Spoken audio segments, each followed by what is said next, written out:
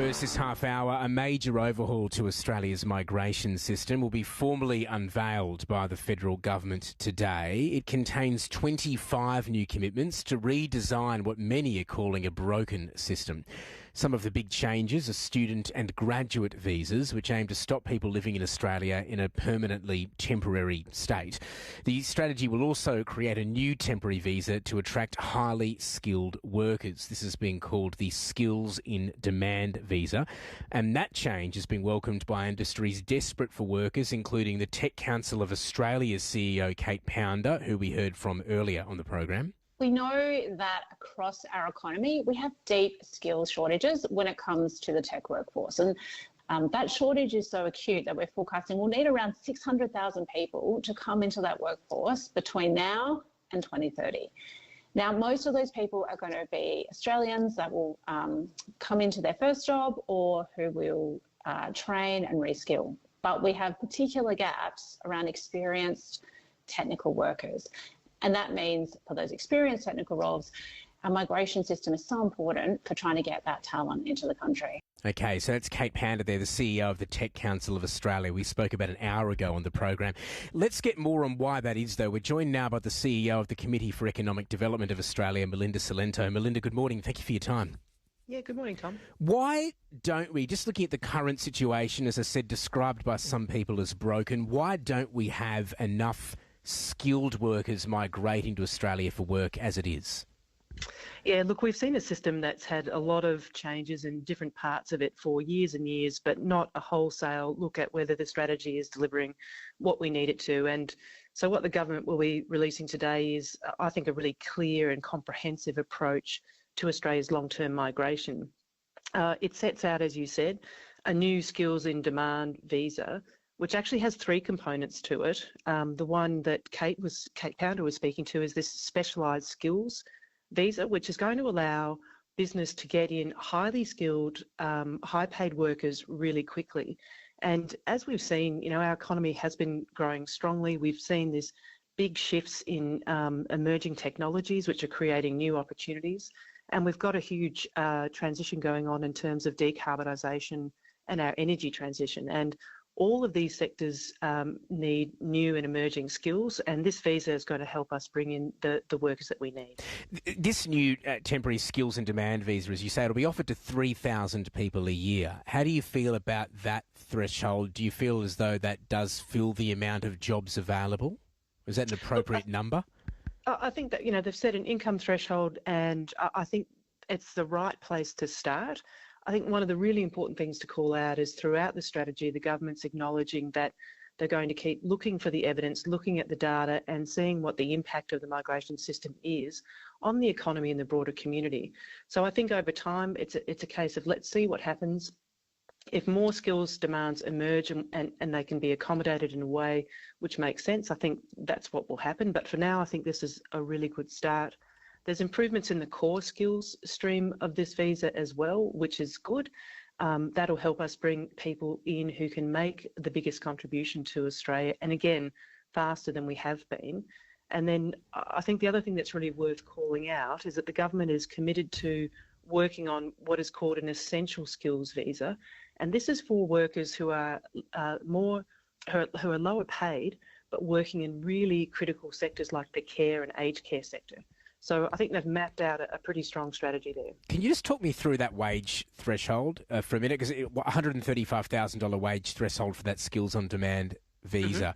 Mm-hmm. Are there enough jobs and suitable jobs available over that threshold? Do you feel that they got the balance right with that salary cap, so to speak?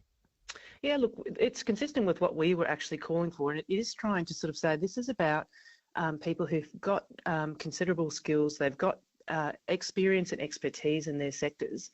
And so it's really bringing in that added value and added skills that businesses is looking for to drive their investment and growth. So I think that's about right for now. But as I said, I think one of the strong features in what the government is going to be releasing is this commitment to understanding how it's working, whether it is working, and working with, in the case of long-term planning with state and territory governments, and then throughout the system in a tripartite manner with business, government and unions working together to make sure we get all of these settings right.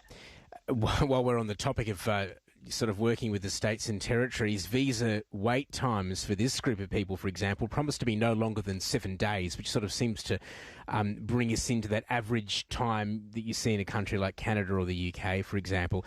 But it can take a lot longer than that to find somewhere to live in most places in Australia. Rental vacancies in many areas, the tightest they've been in years. Could that still be a major sticking point here?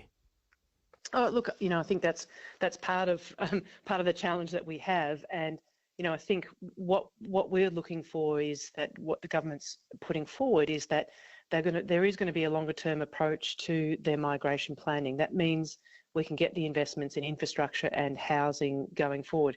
Doesn't mean we're going to necessarily solve the challenge that we have now, although it's important to note that those sectors are also experiencing worker shortages as well. So it's maybe a little bit chicken and egg, but it would be remiss of me not to also just call out that there are a lot of other factors at play in terms of where we're at in the housing sector. And so I think we need a pretty holistic consideration of all of the things that have to be done to alleviate the pressures we're seeing in housing. You want the government to go further than that skills in demand visa. Can I just ask you a little bit more about that, when it comes to temporary migration, workers in the care sector, for example, as well, an essential skills visa? What would that look like? Yeah, what we're really focusing on there is the fact that we've had quite a significant portion of the workforce in the aged care sector is actually migrant workforce. People who've come in, sometimes accompanying a spouse, but they've not come in for necessarily for the purpose of working in the care sector. Our work shows that we've got an incredible shortage of workers in the aged care sector from now until 2050. Migration has to be part of that, fixing that problem. And so we're really keen to see a visa that addresses that brings people in for that sector and the broader care sector, so that we can plan properly and think about how we build the skills domestically and then how we complement that with a migrant workforce as well.